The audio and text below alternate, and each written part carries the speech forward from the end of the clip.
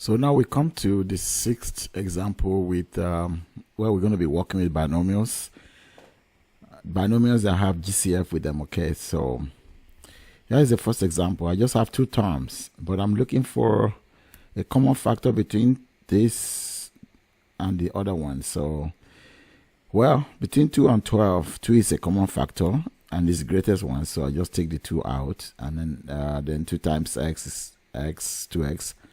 And then 2 times 12 makes 12, that's 6. So that's how you factor binomial, basically. Just look for this common factor and take it out, and then write what's left to get you back your original expression. All right, but it gets a little bit interesting, more complicated than that. Like the next one is a little bit harder. So look at 4 and 10. The common factor between 4 and 10 is 2. Okay, if I go back and explain this to you a little bit some more, if I make a list of all the factors of 4, I will have 1 and 4, 2 and 2. If I make those for 10, it will be 1 and 10, 2 and 5. 2 is a common factor. If I do for x squared, so it will be x times x, and then x is just x. X is a common factor. So 2x is a common factor as a whole. 2x is a common factor. So we have 2x times what makes 4x squared? That will just be 2x. And then 2x times what makes 10x? That will be just -5 over there. So this is the factored form of that binomial. We just factor it, okay?